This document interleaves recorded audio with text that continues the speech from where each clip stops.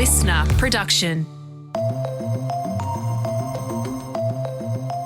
Good morning, Sasha Barbagat with you. It is January 4 and today we are bringing you part 2 of the mystery of how a thief stole millions of dollars worth of gold from Australia's richest man. In this episode, police are closing in on their suspect, a man known as Mr. X, and investigating a theory someone in Kerry Packer's inner circle might have given him a tip-off. Questions also surface as to whether Mr. Packer himself knows more than he's letting on. Have a listen now to get the tea.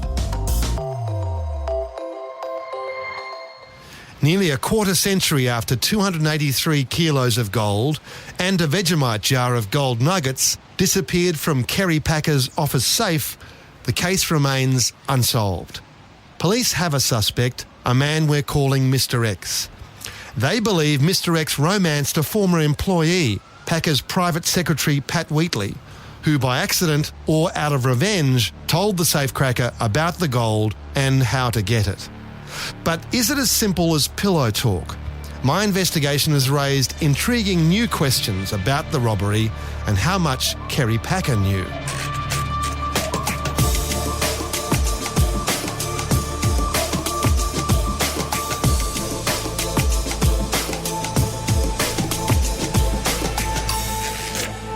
Security was famously slack at 54 Park Street, Sydney, the Packers' headquarters for decades. Richard Walsh was managing director in 1995. Someone walked into the building and effectively helped themselves to a Lamborghini by saying they were part of the team. What happened? Well, in that particular case, someone came in during lunchtime, went to an editorial area that was empty, phoned a Lamborghini dealer and said they were calling on behalf of James Packer, and that James had got it into his head that he wanted to buy a Lamborghini, but before he bought it, he wanted to have a little bit of a test run. Would that be possible? And people seemed very pleased to fall in with that. And they arranged to bring a Lamborghini and put it in the bay downstairs for James to have a run in. And somebody came with a Lamborghini. When they brought it into the loading dock, somebody greeted them and said, "Mr. Packer, thanks you very, very, very much. I will let you know." And whoever it was stepped into the Lamborghini and was never seen again. An informant helped the cops understand how the security guards might have missed the robber. Jack Youngblood, another detective, was given some information about the security guards. We met the security guard. He didn't want to have anything recorded anywhere, so he sat down and told us that the security gig at the ACP building was one of the best gigs going. Night shift, they spent it all in the gym and the swimming pool and the squash courts. At the Hyde Park Club next door? Well, part of the ACP building, actually, which the security guards had access to. So they basically were missing most of the night shift. So that we thought, right, this is something else Mr. X might have known. Indeed, a very important piece of information. The robber had two challenges: getting into the building and getting out with the gold. If Pat Wheatley told him about the gold, then she could have also told him about the security and their habit of playing squash next door at the gym. I've also been told Mr. X was seen at least on one occasion outside Park Street doing surveillance. The next question: once he's gained entry and cracked the safe, how does he leave the building unnoticed with 283 kilos of gold? What the police believe is that he wheeled the gold into the goods lift, which has been there for donkey's years, and took it down to the ground floor. It's a little bit different now. The garage door is still there, but in the 90s there was a loading dock as well, where trucks would load magazines for delivery. The only one who ever parked here was KP himself, and that was only on weekdays. On weekends, the garage was empty. Jack Youngblood again. We assume that he may have put a vehicle in the dock. No security guards there, just wheeled the gold straight down, come down the lift. And Mr. X had a ute. If it was Mr. X, wheeled it straight in the back of the ute and taken off. While the security guards had their sporting pursuits next door. We're having a good time, yeah. Yeah. The inquiry was losing momentum. The police knew about the relationship between Mr. X and Pat Wheatley. They had a theory that pillow talk opened up the opportunity for a rich payday for Mr. X, or that Wheatley helped in the theft as an act of revenge against her boss. But this was all circumstantial. There was nothing linking the suspect to the crime scene. It was time for a change of tactics by the police. I thought, we're getting nowhere with this inquiry. We've got to rattle the cage, as they used to say in those days, and try and get things moving. See if he spoke on the phone. So we'll just stop him in the middle of the street and just grab him and see what he's got to say. So I had a conversation with him. He was very guarded, didn't say anything, just let me do the talking.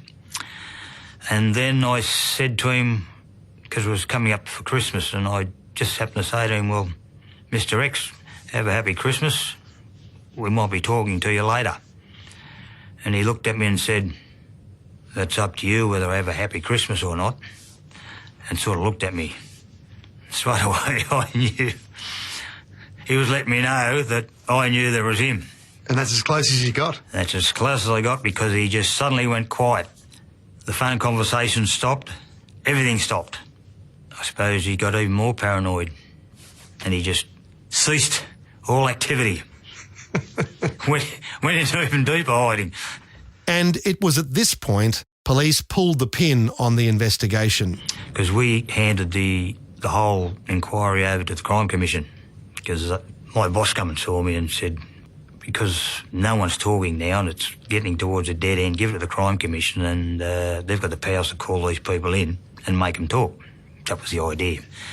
And didn't go any further there either.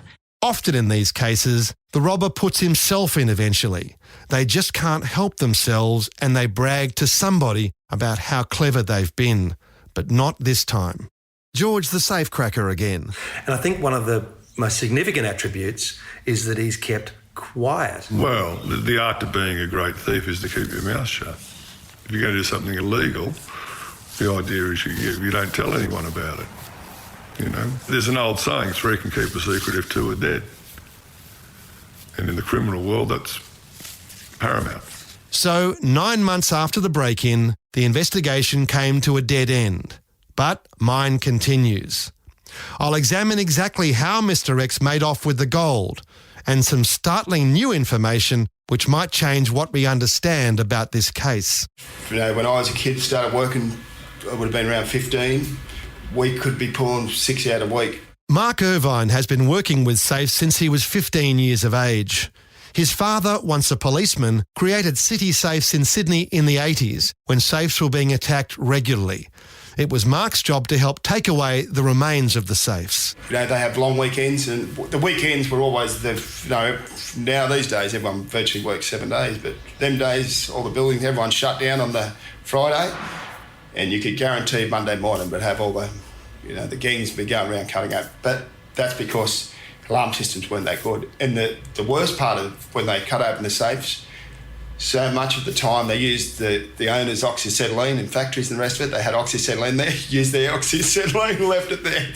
However, these robberies were not always what they seemed. In your experience, there are situations where things are made to look like they've been cut. Why would they do that, Mark? Exactly. Well, most of the time it'd be insurance jobs. Everything would be insurance. And there is not a lot of experienced people in the safe game. There is experienced people in there, but if you don't speak to the right person, it all looks good, and they do get away with it. I mean, there wouldn't be one, there'd be many, because I've seen many in my time. Which, right. And typically, what's the situation when you come to one of those jobs? Well, it's not my business to say anything. I haven't been asked to say anything. No, of course not. And I don't say anything about it at all. I do my job. Of course. What I was paid to come in and do, and everyone can sort out their own issues. Absolutely, that's the way of the world. But as a professional, you look at these things and say, well, if they did ask me, this is what I'd tell them. Well, I probably would, but I've never been asked. I spoke to Mark Irvine for this investigation. He'd been dispatched to pick up the safe after the police had finished their work. He recalled how odd the job had been. The first problem was that this old safe was not secure enough to store that much gold. The insurers should never have paid out. Let's start from the basics. What sort of safe was this? At a cash rating, if we rate safes these days with a cash rating, so the higher the cash rating, the harder they are to get into. In simple terms, if I was to look at that safe, that'd have a cash rating of probably no higher than about 20 to 30,000. So as a recommended value would say to hold in there, it'd be around $30,000. So putting 5 million plus of gold, no way. No, there's a different type. They're banker's safes or torch and drill resistant safes. Now, if this was in the right safe, which would be a torch and drill resistant safe, his oxyacetylene wouldn't have cut through it. Wouldn't have cut through at all. So it was the wrong safe, and yet still Packer's insurers, FAI Insurances, happily paid out. FAI's investigators didn't speak to the only person who was in the building over that weekend, Packer's magazine publishing boss, Richard Walsh. But then again, nor did the police. No, that's the most amazing thing. To me, it would have been the most natural thing. I was the only person in the building that day. I was occupying an office that was directly above Kerry's office. My office was roughly the same size, his same layout. And as I say, there's nothing I could have told them, but I'm surprised that they didn't ask me that. If the safe was cut with an oxy torch while Richard Walsh was in the building, he would have heard something, according to Mark Irvine. Well, you're going to hear a bit of crackling. So you're going to hear crackling, more or less like snapping branches. That's what you'll hear. Snapping branches, not a lot more than that. So if that's all is used. We already know that Richard Walsh heard nothing. No, well, it would have been startling to me because my floor was always pretty quiet, but it was very quiet, quiet as a tomb. I would have heard any strange noise. OK, so this safe cutter was good. Maybe so good it was scarcely credible. Mark Irvine. There's a lot of things that have got to fit in the box here, and possibly they all happen, but it's good to see you having a look a little bit further.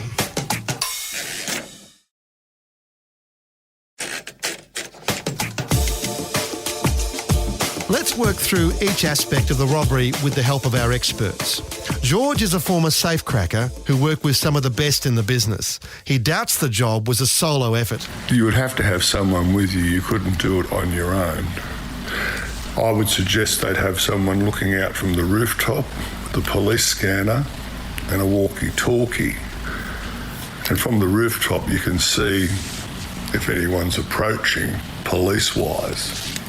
And if a call went in about a silent alarm or someone report a break and enter at the address, well, you'd hear it come on the scanner and the person on the rooftop would alert his colleague who was doing the job.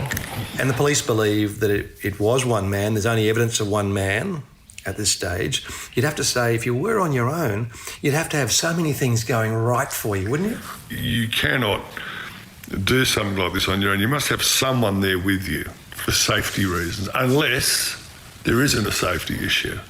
That you're so much of an insider at this moment. It's so much you're inside. You know, it's an inside job. You don't need to have a safety issue, and you just have to make it look like it's been opened. If it wasn't an inside job, there's no way known you can do something like this on your own, especially with the weight of the gold. Our safe expert from the other side of the law, Mark Irvine, agrees. Working with an oxy torch in a confined space is a risky business. To be cutting in a building and being there on your own and to try and make sure the place doesn't catch a light, master job you could do that, because I know I couldn't do it. We have to have all the floor protected, and that's still a little bit hairy, but there's no way in the world I would use an oxyacetylene in there, because even with two blokes, there'd be an hour or so just to set it all up so you don't burn the place down, and then you'd still be a bit nervous with the heat coming out of it. When you can turn a steel to liquid, and then, not to mention, like, you've got molten steel rolling off either side, it's going to be spraying everywhere. So you're trying to put out fires everywhere. So you had to have a fire extinguisher to put them out. There's just no ifs or buts. It all sounds a bit strange to me. There's a lot of things you've got to believe there, and everything fits too neatly into the box that I just don't think could have happened, but... Mark says you'd need a sheet of steel to prevent the place going up in flames. But carrying that around is not practical for the professional safe cutter, says George. Well, I imagine they'd have a little bit of canvas on the carpet so it doesn't start a fire. What about smoke? Well, there would be some sort of smoke, and I imagine you don't want anyone from adjoining buildings or across the road, so I would imagine you'd cover up the windows or seal the windows with some maybe black plastic and tape. So if someone happens looking out their window, they can see something going on. It looks like there might be a fire in there from the glow. There's a little bit of smoke, but if there were smoke detectors, yeah, you just put a plastic bowl over them. He would have thought about all of that, yes. The cut on the safe was clinical and made exactly where the locking mechanism was located inside. Not a difficult operation with an old safe like this if you understood the safe. Very easy safe to open. Not like the safes of today. Law enforcement and security has improved leaps and bounds. We do know that Mr X was one of the best, an apprentice to a crack team of safe cutters that worked in Melbourne from the 1960s. He would have been taught by someone good, and through the 60s and early to mid 70s, there was a lot of safes open like that, and normally by the same team of people, which I'm sure the accused worked with and no doubt picked up on how to do it. It wasn't unusual for this team to acquire the plans for the safes they attacked. They might buy an identical safe to practice on. The margin for error would be slim. The small gas bottles they carried gave them only a maximum of 20 minutes cutting time. But even the best in the business could not foresee all the challenges, such as the relocking mechanisms that were placed in unique positions in safes like Kerry Packer's. Mark Irvine. It's just a plate safe. It's just a normal plate safe. So a normal plate safe, it'd have probably one basic relocker in it. A relocker being if you cut through a wire, there's a wire in there. So it goes around all your vital points, your locking bars and everything. This wire will run around there. So as soon as that gets heat, this wire snaps, then puts another bar to stop the locking bars coming across. So once that's happened, so that little hole you've cut, now you've got to start cutting out and finding where this relocker is. And that can be put in any position of the safe. So they now have to torch out holes. And a lot of the Chubb good stuff, they randomly put these relockers in. So if anyone was working at the factory, well, they wouldn't know because it could be the same model safe, put in all different positions around there. So but probably only one relocker though, in this case. It probably was only one relocker because it is a basic model. But Chubb's always made a good safe. So whatever they had at the time, it would have been the best offer. Yeah, great safe, but just out of date. Yeah. I mean, that's it. It's more Mr. Packer's lookout rather than Chubb. It's like if you keep your safes updated. And the fact was he had a big strong room with a door about a foot thick. Yeah, no, he had some good safes in there, yeah. That would have been the best place to put the gold, I would have thought. Yeah, no. Well, I suppose if I had that much gold, I'd want to go in right next to the office and have a look at it all the time, but no. From what we know, Mr X had no trouble with the relockers or anything else for that matter. He left no trace behind besides the small scorch mark on the red carpet of Packer's office. However, a key crime scene picture raises questions for Mark Irvine. The picture shows the safe with the door open and the access panel covering the mechanism of the safe was still in place. The pan or the access panel, to do any servicing, that panel has to come off. Now, these days we have a key that opens up like a door. Back then, you had to undo all these screws all the way around. So it's a bit of a chore getting all these screws off. Once you undo all them screws, then you go to service there. But you can see exactly what's happened. You can't look at a cut and know exactly what's happened because, how do they get past the relockers? Were the relockers active? There's another story inside that panel. So inside that panel tells a big story. But as far as we know, the access panel on Kerry Packer's safe was never removed during the investigation. If it had, history may have been different. The picture we have tells its own story, according to Mark. He says the position of the 3 locking bars is not what you would expect from a safe that's been opened. These locking bars, this is what locks the whole safe. Yes, three steel rods effectively. Yeah. So they lock the whole safe. But if those locking bars are out as in so in a locked position. Extended, yeah. And what I can see there, they look like they're in a locked position. How did they get into a locked position? The pan hasn't been taken off. The doors have been cut open. How did they get into a locked position? What I'm saying, if you oxy the safe open, you take any weight off the handle. So now you've got to lever the locking bars back by yourself. So he may have levered them back by himself, but why are they out now for? If they are out, no one's taken the pan off, no one's going to get in there and try and push them locked again. If you open the door, it was in the locked position, you cut a hole in there, bang, it's done. It's out, it's open. So I'm not saying this happened, but if they are out, how did that happen? It raises the possibility that when whatever cut was made, the door was open. Open. Yep. Door was open. And I'm not going to say that all this did happen, but these are all possibilities. I showed the same photograph to George. When you look at this photograph, you can see the locking pins, the three of them, are actually extended. So that's in a locked position, yet the door's open. It looks like an inside job, but because the victim have so much power, the police probably didn't want to suggest that. So the evidence of what happened to Packer's gold lies behind the access panel of the old safe. It would be easy enough to make a superficial cut to the front of the safe door to make it appear as if the safe was cut. You could only tell what really happened by removing the access panel, which apparently was never done. So what happened to the safe?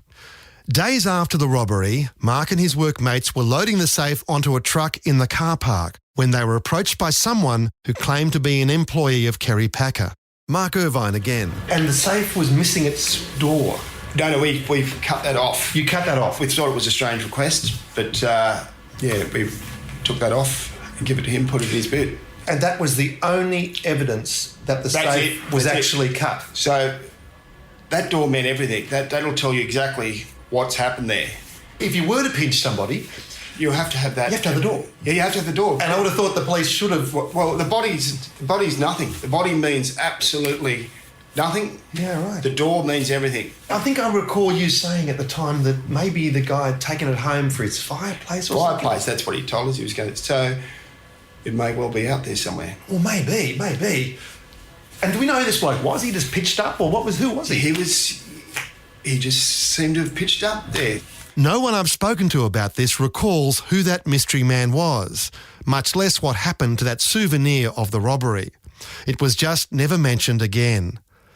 Even today, it would explain the mystery of Packer's gold, and George agrees with Mark Irvine's assessment. The interesting thing is that when the blokes were taking the safe away, this fellow walks in and says, "Oh, can I have the door?" So it disappeared. And that door is the only way you could really tell what had happened. Without a doubt, it's an inside job. You also talk about the victim being a master corrupter. They gave him a state funeral. Yeah, he was still costing the taxpayers money even in death. Richard Walsh, the only person in the building when the gold went missing, had never heard that the door had been souvenired until I told him. Yet he knew all of Packer's senior executives. Did anyone ever say that they had the door? No, I mean, when I left the building in 2000, it continued to be one of the most extraordinary mysteries in my mind. Because the police hadn't interviewed me, I felt that there was something fishy, as though they knew all the answers and weren't doing anything. It felt to me as though the investigation had never been dinkum. Technically speaking, you would be a person of interest, a suspect, until eliminated, and Absolutely. they never spoke to you. Of course, exactly so. Yes, they should have asked me as a witness and asked me as a prospective burglar, and wondered how I was living in such a fancy house all of a sudden. Playing tennis with your hoity-toity friends. But, of course, the other thing was that, we also knew that there was something fishy about the insurance aspect. As I understood it, Kerry had received an insurance payout. And yet how come... Our safe technician says that old safe was rated for $20,000 cash only. If you put $5 million of gold in a $20,000 rated safe, you wouldn't get a payout. Yeah. And he did get a payout, didn't he? He did. So it leads me to think maybe the real victim of this were the policyholders of FAI. Some people thought that Kerry had pinched it himself. He was low on cash at that time. That's why Al was in there.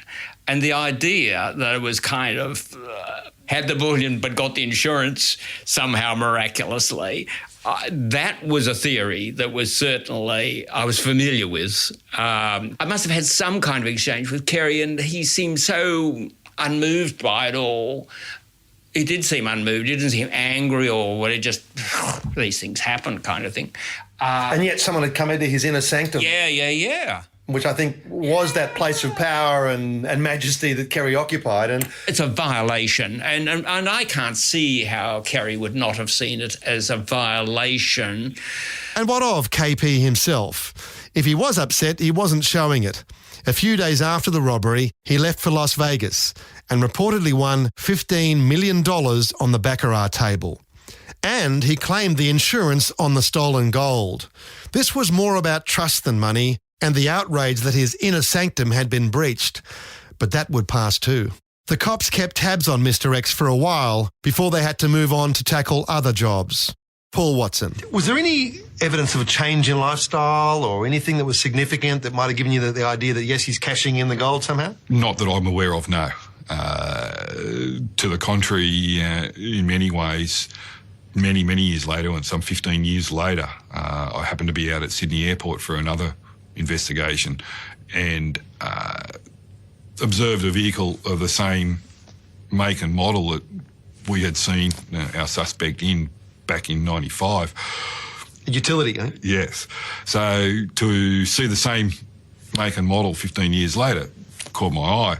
Turned out, when I was able to go back to the office, turned out to be our suspect. The registration had changed, and many years later, his mode of transport hadn't changed, which I found a little surprising. So lifestyle change, it didn't seem to have changed too much for someone who, if he got his hands on as much gold as we think he did, I probably would have found myself in another part of the world. Yeah, which I guess it's an indication of the old-style crook who wants to stay below the radar, doesn't want to draw attention to himself. It makes you wonder, what's the point of all this? When you can't enjoy your ill-gotten gains, if that's what he did, is it all about the cleverness, all about the, I got Kerry Packer's gold? I suspect there's something about that, although I don't know who you tell. Jack Jungblut was full of admiration for the skills of Mr. X. So he was a very, very cautious and very good safe breaker and very cautious criminal. And just a good crook. One of the best crooks I've ever had to work on. Yeah. And he beat you? Certainly did. Certainly did. Mr. X is still around. He's in his 80s now and could explain this mystery if he so chose, but I can't see that happening. Mr. Packer continued to frequent the restaurant where he first met Mr. X. One wonders if they ever exchanged words about that missing gold. Pat Wheatley died in 2008, aged 64. Her estate was worth about $2.5 million, including an Art Deco Sydney apartment with harbour views and a property in the New South Wales Southern Highlands, which had 3 bedrooms, 3 en-suites and a tennis court. A tidy pile for a personal assistant. But there was no evidence she received any loot from the robbery. She never got over the shock of her axing from the Packer empire. So we're left with a compelling mystery.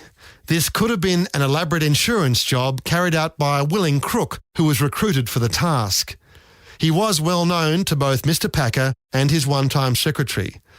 If that were the case, then the robbery was a massive fraud and the policyholders of FAI were the ultimate victims. Packer had done some business with the Adler family, which owned FAI, and Rodney Adler went to jail for crimes of dishonesty in relation to the collapse of another insurance company. When I spoke to Adler, he couldn't recall if the payout was ever questioned or investigated. With Packer and Wheatley both deceased, they can't help, even if they wanted to. Of course, this robbery could be solved if the door to the safe could be located. But some crimes, especially when they involve the super rich, just never get solved. I hope you have enjoyed this final summer special episode of The Briefing. We are back from our break and back in your feed tomorrow.